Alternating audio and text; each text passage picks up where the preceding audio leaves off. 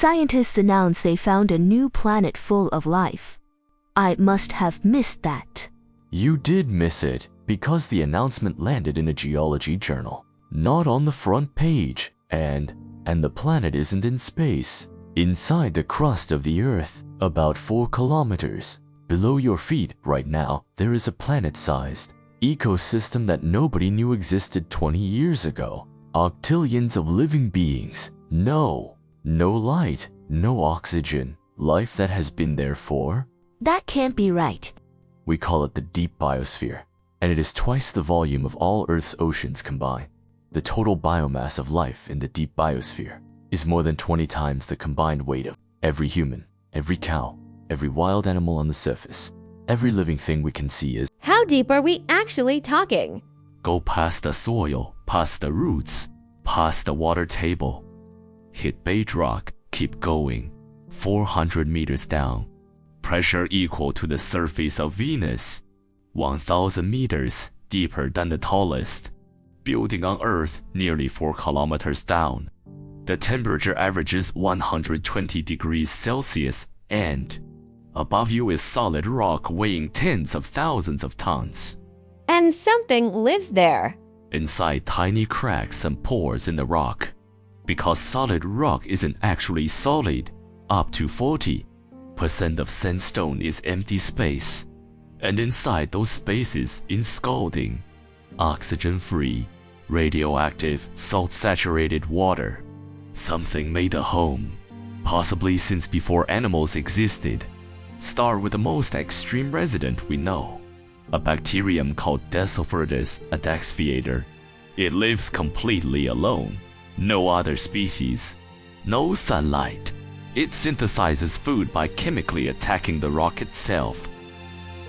When conditions get too extreme, it kills itself to survive. It divides, swallows the smaller part, and the outer cell dies, leaving a microscopic capsule that drifts through rock, fractures for potentially thousands of years.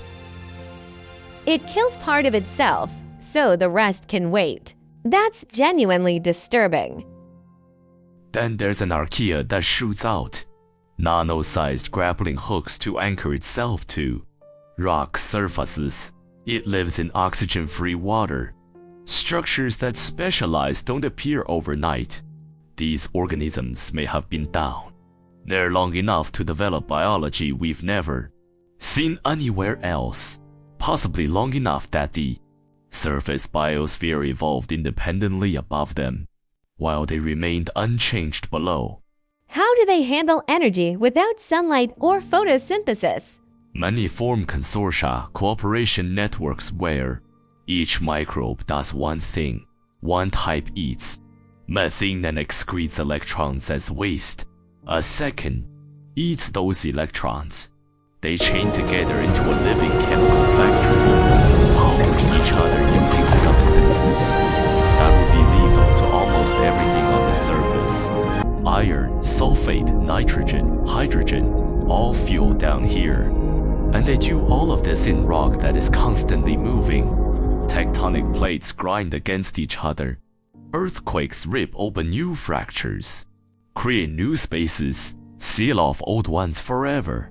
Entire ecosystems isolated, possibly for millions. So to survive down there, they must reproduce incredibly fast. Keep the population ahead of the destruction. The opposite, the most extreme survival strategy in the deep biosphere is to almost stop living. Their metabolism is up to 1 million times slower than surface microbes. They consume almost nothing. They move almost nothing. They barely exist, just enough to remain alive, like a flame. Turn so low you're not sure it's still burning. 1 million times slower. A microbe in the deep biosphere had its last meal. When you were born, it is still digesting. We found worms asexual 100 times longer than microbes, hunting bacteria incomplete. Darkness, rotifers, arthropods, a food chain. Kilometers underground, running in permanent night. Here's what the deep biosphere actually reveals. We assume that life's default looks something like us: eating, moving, reproducing, aging, dying on a human time scale. But that is the extreme end of the spectrum. We rate the strange ones. In terms of scale and history, almost certainly, a microbe for kilometers underground might live for centuries, perhaps millions of years. Wait, 100? We found worms hunting bacteria in complete darkness, rotifers, arthropods, a food chain, kilometers underground, built entirely on chemical energy from rock that has probably been running longer than animals have existed on the surface. So when we say life requires sunlight, We mean life like us requires sunlight. They've never received a single photon. They don't know the sun exists. And they've outlived everything we call ancient. We didn't find extremophiles clinging to the edge of a hostile environment. We found a second, parallel biosphere vaster than the one we live in, that has been quietly running its own version of life on its own terms for longer. so this eliminates all the requirements.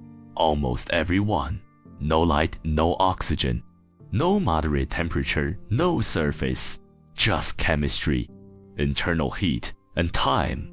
Which means when we look at other worlds, we're not looking for Earths. There could be 10 candidates for that in our solar system alone, silently ticking away in their rock, completely invisible from orbit, not leaving any signal we'd recognize as life. The deep biosphere, twice the volume of all Earth's oceans. And we've been studying it seriously for about 20 years. Somewhere for kilometers below wherever you are. Right now, something is alive, very slowly. And it has been alive far longer than you will be.